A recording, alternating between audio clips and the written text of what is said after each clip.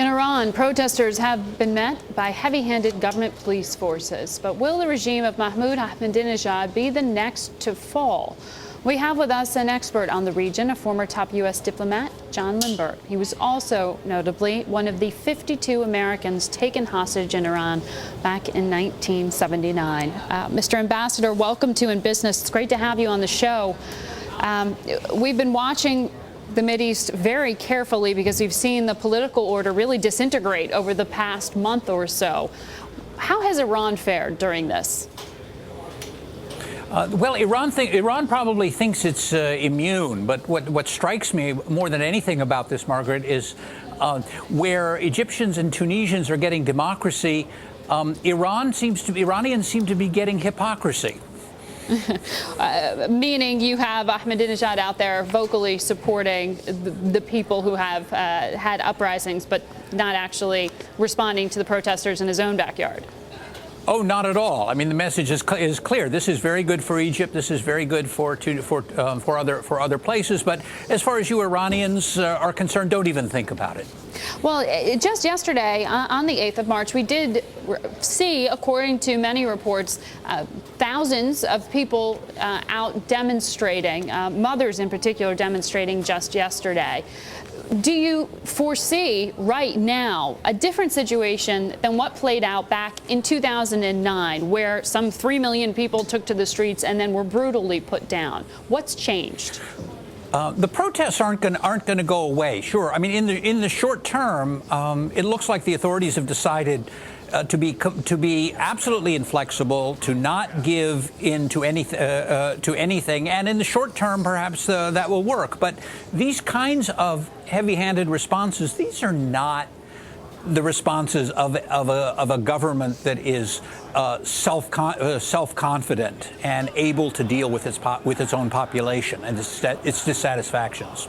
You know, we've seen really over the past month this new element of the young and hungry factor, right? I mean, for years people have been reciting the percentage of youth in Iran. But what's changed perhaps in the past year and a half is we have seen Iran have to chip away at some of the subsidies that it does offer its citizens because of economic strain. How much of an element has that played? I mean, how different is this situation now versus 2009 because of the economic question?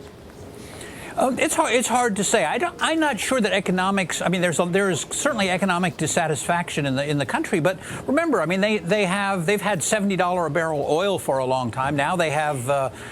Thanks to other events elsewhere, now they have oil over $100 a barrel. Mm-hmm. It isn't that; it's something else you mentioned, which is the young people, the number of young people. You have a society which is young, which is vibrant, which is creative, well informed, and a leadership which is increasingly rigid, frightened, and inflexible. And the distance between the two is growing by the day. You know, whenever Iran gets talked about and in the context of the rest of the Middle East, people start talking about proxy wars, right? They start talking about Lebanon. They start talking about the Shiites in Bahrain. What do you make of this new concern about perhaps influence in Bahrain, where we are seeing unrest? Look, the Iranians will certainly take advantage of disturbances elsewhere and conditions elsewhere. But the conditions in Bahrain clearly relate to whatever the circumstances are there, as was the case in Egypt or Libya or elsewhere. The other issue is if these movements and if these popular movements gain traction and take off, this could be a double-edged sword for Iran. Right. So you don't think it's as clear of a conclusion to say in some way that they've been strengthened. In fact, you say this is a risk for them.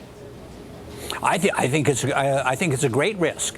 I see the Iranians, authorities put on a brave face and they say, oh, this is just a continuation of what we did in 1979. Mm-hmm.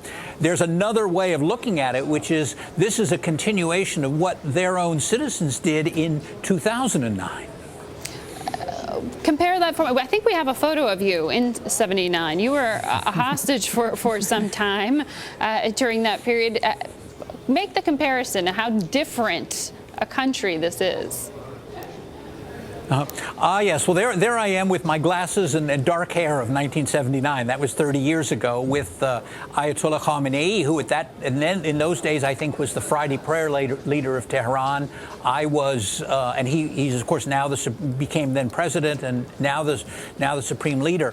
What strikes me about that, and it's the important thing, probably important thing to remember, is that he was a key player from the beginning. And he still is, and the whole leadership is that way. And if you look at the wave of disturbances, more or less you see the same thing, where you see a leadership that has been in power unopposed for 30 to 40 years, has grown inflexible, has grown perhaps corrupt, and people see no way of changing it. Yeah. Contrasting with the youth of the populace, as you emphasized there. Thank you so much, Mr. Ambassador, for your time.